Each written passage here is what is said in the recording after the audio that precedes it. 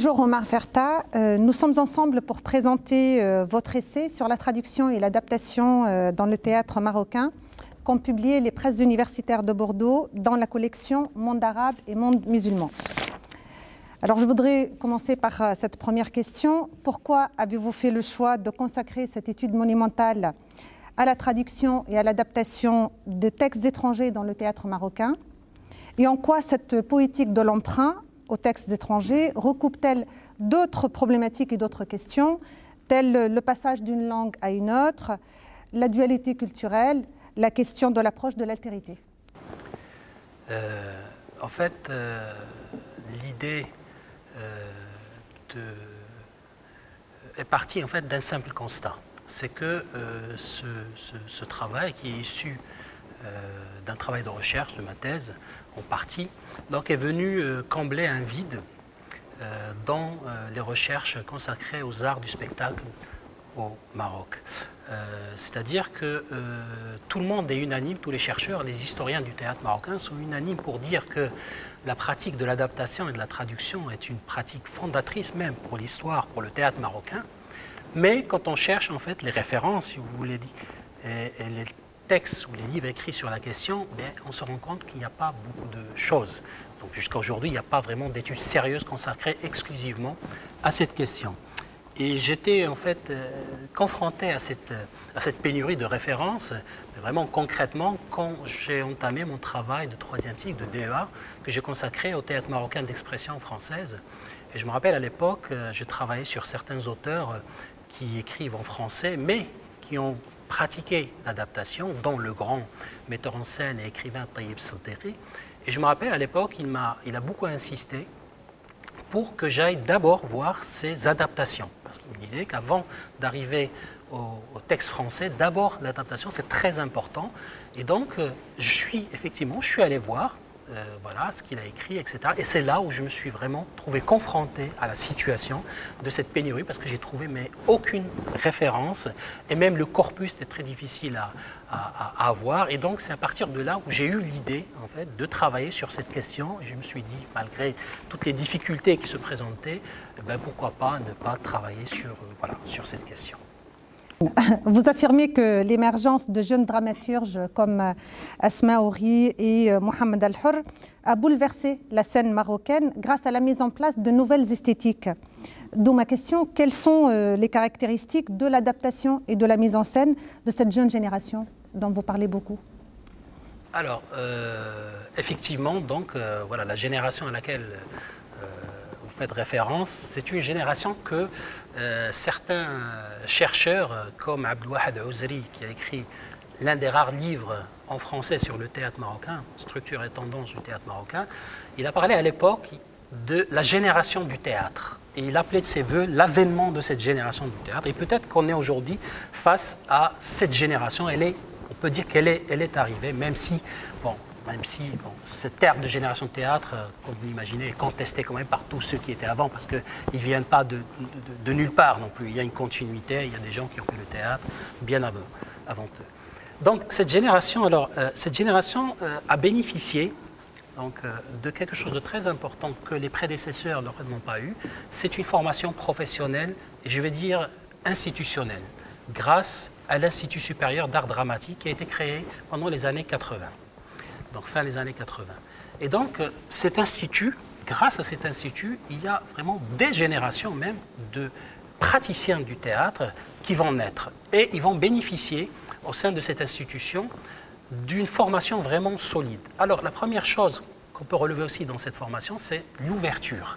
C'est-à-dire que les directeurs, surtout les premiers directeurs de l'Institut, que ce soit Ahmed Bedri ou Ahmed Msaaya, ils ont tenu à ce que l'enseignement soit ouvert sur le théâtre mondial de manière générale. Donc moi j'ai eu de longs entretiens d'ailleurs que certains vous trouverez dans le livre, et ils m'ont dit que voilà, il fallait que ces jeunes aient une forte culture théâtrale qui passe par le théâtre européen, le théâtre classique, le théâtre mondial. Donc ça c'était quand même quelque chose de très important qui a servi par la suite, on va le voir, pour ces générations.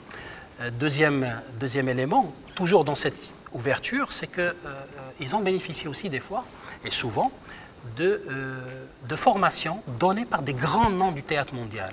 Vous imaginez par exemple des jeunes de 18 ans, 19 ans qui ont face à eux, par exemple Peter Brook qui est venu au Maroc, Fad El Jaïb, et pas que européens, occidentaux, aussi arabes. Donc il y avait aussi des formations données par des grands noms qui ont ouvert aussi des portes et qui ont donné des pistes à ces jeunes étudiants. Et donc, une fois, bien sûr, la formation est très importante, avec tout ce qu'ils ont accompli comme projet de recherche, etc., etc., mais je dirais n'est pas suffisante non plus. Hein. C'est-à-dire que tous les lauréats, ce qu'on appelle les lauréats de l'ISADAC, n'ont pas eu le même cheminement, ils n'ont pas eu le même succès qu'une Asma Houri ou El Hor ou Shahdi, etc. Donc, il y a aussi la trajectoire personnelle qui est très importante, et cette trajectoire qui est voilà, émaillée durant laquelle ils sont confrontés à d'autres problématiques, c'est ils trouvent leur propre chemin, où ils se posent des questions. Je dirais même que quand on voit ces trajectoires personnelles, il y a un positionnement aussi esthétique, éthique et même politique aussi, qui fait qu'il y a cette ouverture. Donc en termes d'adaptation, bien sûr, ces jeunes, ils ont abordé la question de l'adaptation. Même l'adaptation du théâtre à partir du théâtre étranger est très présente hein, dans leur pratique, hein, vraiment très présente, avec bien sûr une nouvelle manière d'aborder cette adaptation, ce travail sur le texte étranger, qui diffère aussi de leurs prédécesseurs. Alors par exemple, la jeune génération, elle ne s'est pas contentée, par exemple, de travailler que sur le théâtre français, par exemple. Hein, quand on voit ceux qui étaient avant, donc les pionniers, ils ont beaucoup travaillé sur le théâtre français, francophone, et quelquefois aussi le théâtre anglais, comme Shakespeare, etc. Donc là, il y a une autre ouverture. Maintenant, ils travaillent sur le théâtre roumain, le théâtre africain, le théâtre asiatique, etc. Il n'y a pas de limite. Deuxième chose, c'est que cette nouvelle adaptation, on peut dire qu'elle est plus libre. C'est-à-dire que les nouveaux acteurs et promoteurs de cette adaptation ont abordé le texte original, qu'il soit européen ou autre, sans complexe. C'est-à-dire qu'ils prennent le texte, mais ils interviennent d'une manière très libre et même des fois osée. Des fois même, le texte devient un prétexte pour dire autre chose. Et donc, contrairement, bien sûr, aux pionniers, si on prend Taïb Seddiqi, Taïb El Hadj, etc., ils ont certes ce qu'on appelle la marocanisation, ils ont changé les noms, donné des noms marocains, etc., aux pièces originales, mais ils sont restés dans l'esprit, dans la structure quand même. Hein, ils ne sont pas déviés beaucoup de cette structure, alors qu'aujourd'hui, il y a vraiment des spectacles que voilà, le texte original n'est qu'un point de départ. Hein. Je peux citer par exemple Waiting for Othello d'Abdelmajid El Hawass, où il y a le mot Othello, et il y a le mot aussi Waiting, comme on attend dans Godot, et il y a un mélange des deux. À la fin, on est face à un spectacle qui est tout à fait différent, avec quelques réminiscences de Shakespeare et même de Beckett, mais dans autre chose. Et donc, voilà. Donc, et le troisième élément, si j'ose dire, c'est en fait la façon d'aborder aussi ces adaptations, c'est-à-dire les outils qu'ils ont. C'est-à-dire que maintenant, il y a le théâtre, il pratique ce qu'on appelle une sorte de théâtre total. C'est-à-dire le théâtre, pas seulement travailler sur le texte, ce n'est pas le texte qui est devenu central comme c'était avant, mais toutes les autres formes scéniques, on va dire les éléments scéniques qui entrent en jeu, la scénographie, le corps, voilà, tous ces éléments font qu'il y a une nouvelle manière et de nouvelles esthétiques qui naissent. Peut-être qu'on reparlera un petit peu en plus de détails de ces esthétiques-là. Bien sûr. Donc, dans la conclusion, vous affirmez que l'adaptation constitue, en fonction des périodes et des contextes, un enjeu politique et identitaire, un levier de l'écriture et de la pratique théâtrale, une histoire de personne. Par ailleurs, vous posez la question vraiment très, très intéressante à mon point de vue, relative au dépassement de l'adaptation. Quel est donc l'avenir de la création et de l'originalité dans l'espace dramatique marocain ? Alors, le dépassement de la traduction. Donc, on peut dire que, concernant cette question, il y a eu deux temps de ce dépassement. Donc, le premier, c'est-à-dire, c'est, on va dire, les pionniers, la première génération qui a pratiqué, bien sûr, comme j'explique dans mon livre, l'adaptation d'une manière, donc, vraiment très importante. Mais cette génération elle-même, à un moment, elle va, on va dire, essayer d'aller au-delà de l'adaptation. C'est pour ça que certains chercheurs comme Hassan Niaï parlent de période d'élaboration. Donc on est en train de fourbir ses armes, en train d'apprendre en fait le métier d'écrivain, de metteur en scène, etc. Et donc quand on prend des gens comme Taïb Seddiqi par exemple, voilà, donc à un moment, il va proposer un autre théâtre, ce qu'on appelle authentiquement arabe, ou certains appellent théâtre du patrimoine, qui est inspiré du patrimoine arabe, comme une forme de dépassement de cette adaptation. À un moment, c'est-à-dire qu'il dit, on a fait le tour, j'ai fait le tour de ces formes occidentales, et maintenant je veux proposer autre chose. C'est comme ça qu'il va nous proposer ces chefs-d'œuvre comme le Mejdou, comme le Harraz, le Maqamat, le Bsat, etc. Toutes ces formes inspirées du patrimoine arabe. Il y en a d'autres aussi, je peux citer Mohamed Qaouti, la génération, on va dire, la même ou d'après, qui est plus représentative du théâtre amateur marocain, qui a pratiqué à merveille l'adaptation, même il a inventé la notion de transplantation, mais à un moment donné, lui aussi, il va se livrer aussi à une création originale en proposant ses propres œuvres, donc écrites par lui.